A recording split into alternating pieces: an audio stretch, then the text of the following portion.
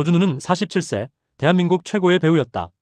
청룡영화상 남우주연상 3회, 백상예술대상 2회, 광고 모델 8개, 연봉 추정 50억. 그의 인스타그램 팔로워는 780만 명. 매 게시물마다 수십만 개의 좋아요가 달렸다. 조준우 배우님은 정말 멋있어요. 존경합니다. 롤모델입니다. 조준우는 국민 배우였다. 정의로운 형사 역할, 가족을 지키는 아버지 역할, 부패와 싸우는 검사 역할. 그는 항상 선한 사람을 연기했다. 그리고 사람들은 믿었다. 조준우가 실제로도 그런 사람이라고. 하지만 조준우는 알고 있었다. 나는 괴물이다.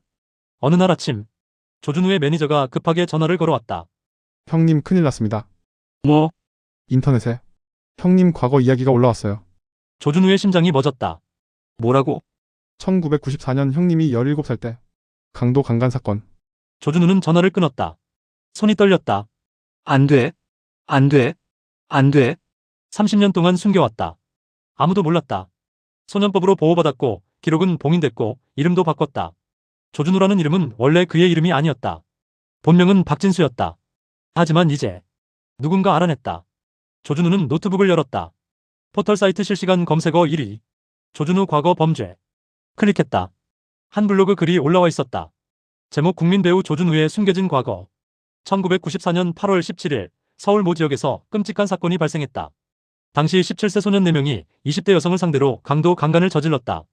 피해자는 평생 트라우마에 시달렸고 가해자들은 소년법으로 보호받아 신상이 공개되지 않았다.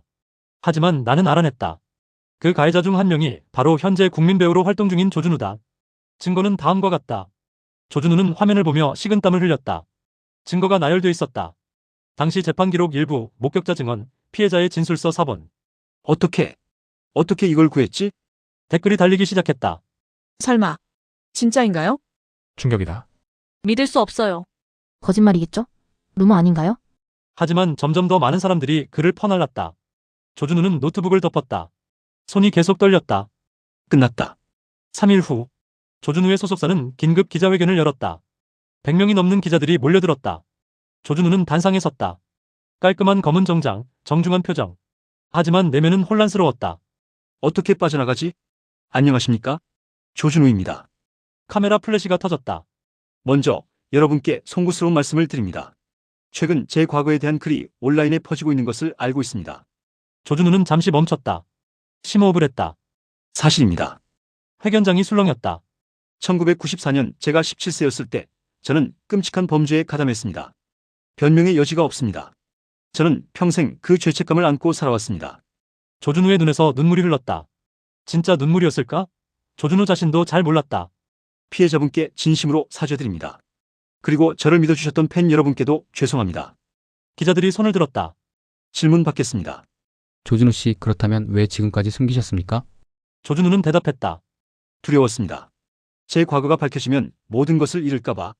피해자에게 사과는 하셨나요? 아직 하지 못했습니다. 앞으로 어떻게 하실 겁니까? 조준우는 고개를 숙였다. 모든 활동을 중단하고 피해자분께 직접 사죄하겠습니다. 그날 밤, 조준우는 집에 혼자 있었다. 아내는 아이들을 데리고 친정으로 갔다. 당신이 누군지 몰랐어요. 30년 동안 속였던 거죠. 아내의 마지막 말이 귓가에 맴돌았다. 조준우는 소파에 앉아 위스키를 마셨다. TV를 켰다. 뉴스가 나오고 있었다. 조준우 과거 범죄 인정. 피해자는? 화면이 바뀌었다. 한 여성이 모자이크 처리된 채 인터뷰하고 있었다. 저는 30년 동안 그날을 잊으려 했습니다. 하지만 잊을 수 없었어요. 매일 밤 악몽을 꿨습니다. 여성의 목소리가 떨렸다. 그리고 그가 국민 배우가 되어 TV에 나오는 걸 볼 때마다 토할 것 같았습니다. 조준우는 리모컨을 던졌다. TV 화면이 깨졌다. 그 여자가 뭘 안다고? 조준우는 자신에게 화가 났다. 아니, 세상에 화가 났다. 왜 이제 와서 들춰내는 거지? 30년이나 지났는데. 일주일 후, 조준우의 주변 사람들이 하나둘 입을 열기 시작했다. 전 매니저의 폭로. 조준우 씨는 촬영장에서 스태프들을 자주 때렸습니다. 기분이 나쁘면 누구든 폭행했어요. 하지만 소속사가 돈으로 무마했습니다. 전 여자친구의 증언. 저는 5년 동안 조준우 씨와 연애했습니다. 그는 저를 때렸습니다. 여러 번. 그리고 네가 잘못해서 그렇다고 말했습니다. 후배 배우의 고백. 조준우 선배는 저에게 성희롱을 했습니다. 하지만 말할 수 없었어요. 그는 너무 유명했고 저는 신인이었으니까요. 폭로가 이어졌다. 조준우의 진짜 얼굴이 드러났다. 정의로운 배우, 거짓이었다. 국민 배우, 가면이었다. 조준우는 괴물이었다. 17살 때도 지금도. 광고 계약 해지, 영화 하차, 드라마 편집.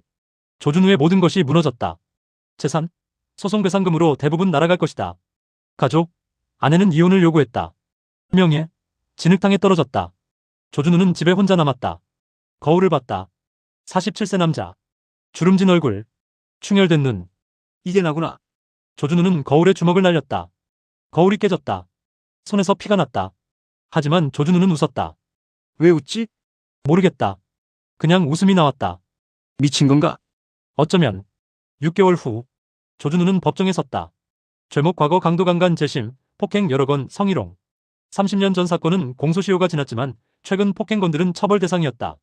검사가 말했다. 피고인 조준우는 17세 때 끔찍한 범죄를 저질렀고 그 후 30년 동안 이를 숨긴 채 선량한 척 살아왔습니다.